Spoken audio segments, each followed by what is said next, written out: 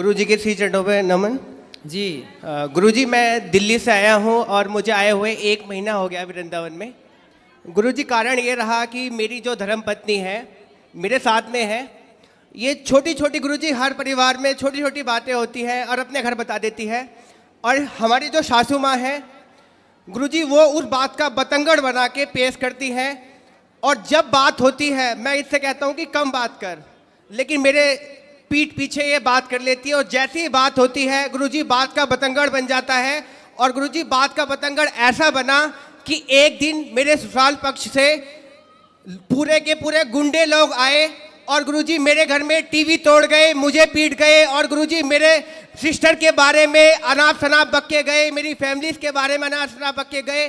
गुरुजी, मेरे पापा आर्मी से रिटायर्ड हैं, समाज में उनकी बहुत प्रतिष्ठा है, बहुत नाम है। गुरुजी, मेरी सारी इज्जत, मेरे पिताजी की इज्जत गुरुजी पानी में मिल गई। मैंने दिल्ली छोड़ दी और मैं कभी गुरुजी दिल्ली में अपनी शक्ल नहीं दिखा सकता। मैं पेशे से योग शिक्षक हूँ। मैंने दिल्ली में केंद्रीय विद्यालय में योग कराता हूँ। गुरुजी, मेरा सब बर्बाद हो चुका है, लेकिन मेरी धर्मपत्नी मेरे साथ है, इस बात का मुझे गर्व है। लेकिन गुरुजी, मुझे ऐसा लगता है कि अभी तो ये बात नहीं कर रही है, लेकिन जैसे ही एक दिन इसकी अपनी मम्मी से अभी भी बात होगी, वैसे ही कहीं ना कहीं ये झूठा मुकदमा। गुरुजी, बहुत कोशिश करी इनके घर वालों ने इसको कन्वेंस करने की, झूठा केस कर दे।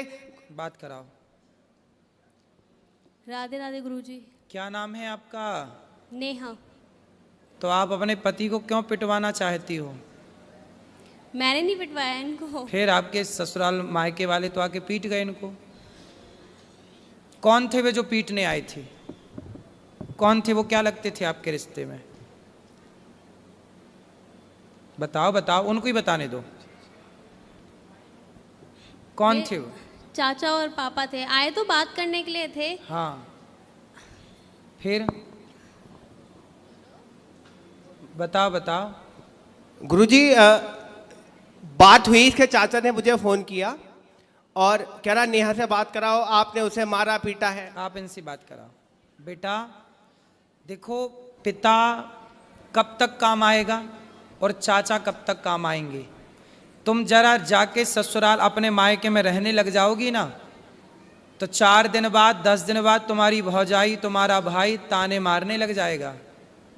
बाप जब तक जिंदा है तब ठीक है, पर एक दिन मरना तो सबको ही पड़ता है जी। फिर कौन सी भौजाई रह पाई अपने, कौन सी ननंद रह पाई आज तक अपनी भौजाई के पास कि तुम रह लोगी? तुम्हारा भाई है जी गुरुजी। तो भौजाई के साथ सदा गुजार लोगी जीवन? ताने मारेगी तुम्हारी भौजाई, आ गई अपने पति की तो हो ना सकी तो मेरी हो जाएगी, ऐसा ना बोले तो कह देना। बेटा, नारी का पति ही सब कुछ है ना। तुम्हारे पिता ने तुम्हारा दान कर दिया, कन्यादान, अब तुम्हारा पति ही सब कुछ है। और पति को अपने मायके वालों से पिटवाओगी, यदि ऐसा कुछ हुआ तो बहुत गलत जाएगा मैसेज। आप पति पत्नी दोनों खुश रहो, है ना। और आपको ना अपनी माँ, आज पता है जितने तलाक होते हैं, आप मानती हो इस बात को कि 95% तलाक लड़की की माँ की गलती से होते हैं? पता नहीं लड़की की माँ, लड़कियों से मोह भंग ही नहीं होता। जब इतनी बात करनी थी तुम्हारी माँ को तुमसे, तो फिर ब्याह ही क्यों किया? घर पे ही रखती अपने बात, दिन रात करती तुम बात, क्या दिक्कत थी? क्यों ब्याह किया फिर? रुको बेटा रुको, तुम लियो। इसका मतलब ये हुआ, आप मानती हो उस बात को कि बहुत सारी माताओं की गलती से, माँ की गलती से बेटियों का तलाक हो जाता है? जी। आप मानती हो? हाँ। उसमें से एक आप भी हो। आपकी जो माँ है ना, माँ कैसी होनी चाहिए? अरे माँ ऐसी होनी चाहिए कि पति पत्नी में लड़ाई हो तो माँ कहे कि बेटा ये तो सबके घर होती है, इस धरती पे ऐसा कौन पति पत्नी है जिसमें कभी लड़ाई झगड़ा ना हुआ हो? जी। सबके होता है। इसका मतलब ये थोड़ी कि माँ तुमको बोला आजा बेटा मैं देखती हूँ दामाद को मैं पिटवाऊंगी। अरे माता सती अपने पिता के घर चली गई थी, दक्ष प्रजापति के घर, और वहां पर देखा कि मेरे पति का अपमान हो रहा है, तो माता सती सहन ना कर पाई। एक अच्छी स्त्री वो होती है जो कभी अपने पति का अपमान ना करती ना कराती। वो कैसी पत्नी जो अपने पति को अपने पिता और अपने चाचा से पिटवाए? तुम्हारे पिता बिल्कुल धर्म का ज्ञान नहीं रखते क्या? अनपढ़ है क्या? अरे दामाद का पांव पूजा है, जिसका मंडप के नीचे पांव पूजा है, उसे मारने का सोच भी कैसे सकते हैं? थोड़ा रिश्तों में मर्यादा भी तो रखनी चाहिए ना बेटा। ऐसे थोड़ी गुस्साई तो हाथ किस पे उठा रहे हैं, ये भी तो सोचना चाहिए भाई। दामाद के पांव पूजे जाते हैं मंडप के नीचे, चाचा ने भी पांव पूजे होंगे, और आज वो चाचा आके मार के चला गया, तुम्हारे कारण तुम्हारा पति पिट गया, तो क्या ये तुम अच्छी नारी का परिचय दे रही हो? ऐसे रिश्ते नहीं बेटा। देखो, पति सर्वोपरि है। स्त्री के लिए बताओ, स्त्री के लिए माँ बाप भी सर्वोपरि है, माँ भी सर्वोपरि है, ठीक है, पर अब तो आपका विवाह हुआ तो पति सर्वोपरि है ना जी। फिर तो आपके पति के साथ आपके परिवार वालों ने सही किया कि गलत किया? गलत किया। फिर आपने बोला नहीं उनको? आपने बोला नहीं अपने पिताजी अपने चाचा जी को कि तुम्हें शर्म नहीं आई? कितने साल हो गए शादी के बाद कराओ? 3 साल होंगे अभी 14 नवंबर को। 3 साल में ही पति को कुटवा दिया। गलत किया ना बेटा तुमने। ऐसे समझा दो अपने पिता को और अपने चाचा को, बोले ये जो तुम्हारी ताकत हमारे पति को मारने के लिए लग रही है ना, ये दीन दुखी की सेवा में लगाओ, कुछ दीन दुखी को भोजन पानी कराओ। ताकत है। रावण जैसों की लंका जल गई बेटा। ताकत घमंड तो रावण का नहीं चला। तो बोल देना अपने चाचा को और अपने पिता को, जी गुरुजी। है ना, कि मेरे पति को आप सुनो, आपका धर्म है कि आपको पति की तरफ खड़े होकर बोलना चाहिए, चाचा मेरे पति की तरफ आंख उठा के मत देख लेना, ये आपका धर्म कहता है। ठीक है। ठीक है, तो आप किसके साथ हो? माँ के पक्ष के पति के साथ? इनके साथ। तो पति आपके शराब पीते हैं? नहीं। गलत है? नहीं। आपको प्यार करते हैं? बस एक्सेस बोलते हैं, बहुत ज्यादा एक्सेस बोलते हैं, जरूरत से ज्यादा बोलते हैं। अभी बेटा शादी के 3 साल हुआ है। 3 साल में ना बेटा, आम का पौधा लगाओ तो उसको भी 5 साल लगते हैं, तब वो फल देता है। क्यों जी? आम का पेड़ कितने साल में फल देता है? 5 साल में। बेटा भी तुम्हारी शादी के 3 साल हुए हैं।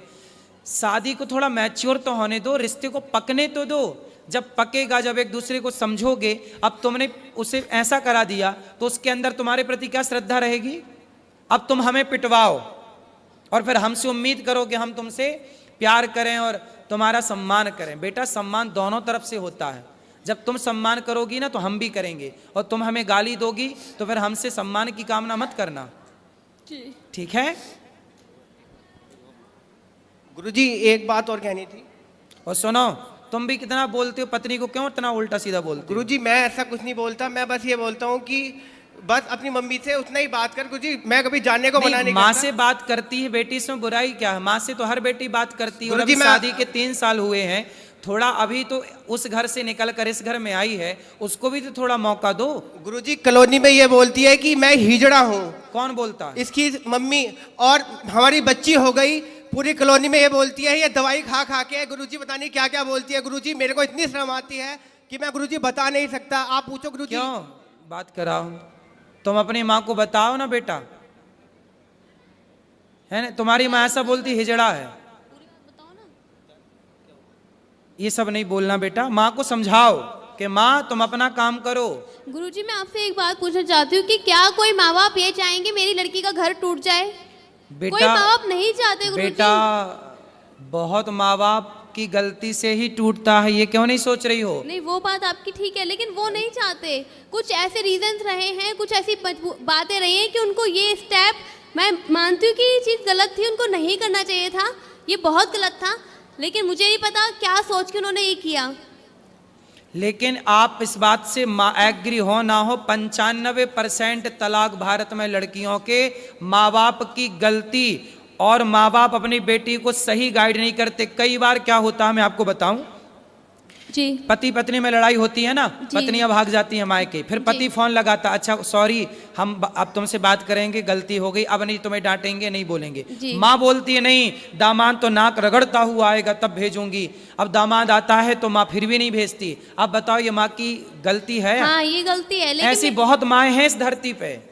हैं गुरुजी, लेकिन कुछ गलतियां इनकी भी हैं। बिल्कुल ये भी गाली होंगी, देती है, इनकी भी गलतियां ये होंगी। भी गाली देते हैं माँ बाप को। भाई माँ बाप तो माँ बाप है ना गुरुजी, चाहे कैसे भी है लड़की के ही, लेकिन है तो माँ बाप ही। इनको गाली देने का क्या राइट बनता है? बिल्कुल। क्यों तुम गाली देते हो इनके माँ बाप को? गुरुजी वो दारू पीते हैं। कौन? और इसके जो पिताजी अरे हैं तो वो अपने पैसे से पीते हैं गुरुजी, तुम्हारे। दारू पी के वो गाली गलौज करते हैं अरे गुरुजी। तो करने तो कुत्ता भौंके, तुम मुंह में टेप लगाने जाओगे क्या? गुरुजी मैं पढ़ा लिखा शिक्षित और मैं योगा टीचर, मैं तो गुरुजी लोगों को ज्ञान और देता हूँ योग का, मैं अरे गाली भाई नहीं देता। तो सारा संसार दारू पी के गाली दे रहा, तुम सबका ठेका लेके बैठोगे? गुरुजी मैं ब्लॉक कर देता हूँ उनको कि कॉल मेरे से बात ना हो, तो फिर वो ये बोलते हैं कि नंबर यहाँ ब्लॉक पे कर आप देता भी है। गलत हैं। सास ससुर को गाली क्यों दोगे?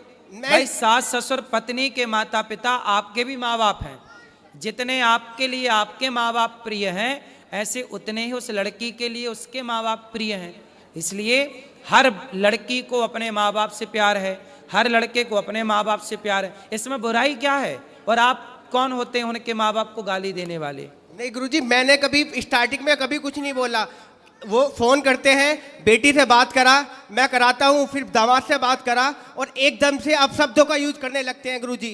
कोई बात नहीं, वो भी तो तुम्हारे माँ बाप हैं। जैसे माँ बाप की दो डांटें सुन लेते हो, सुन लिया करो। रिश्ते थोड़ा सहनशीलता से चलते हैं। दो बातें तुम सुन लो, तुम काहे इतना हाइपर हो जाते हो? दो बात तुम्हारी सुनने की क्षमता नहीं है? अरे पत्थर को छेनी और हथौड़ों की चोट पड़ती है, तभी वो गुरुजी, पत्थर मैं भगवान बन के पूजता है। गुरुजी दो मैं बात- होली पे गया, होली पे उन्होंने फोन करके बुलाया, मैं अपने दोस्त को लेके गया ससुराल के अंदर, और गुरुजी मेरे दोस्त के आगे उन्होंने गालियां देना चालू किया। सब छोड़ो, अब प्रेम से रहो तुम दोनों, है ना? और आपस में बिल्कुल ना लड़ना। ठीक गुरुजी। जी, पर मरना मत, आत्महत्या ना करना, काम तो कहीं भी कर लेना, कमा के खाना। लो मैं आपकी कथा 3 साल से सुन रही हूँ। जी 3-4 साल हो गए।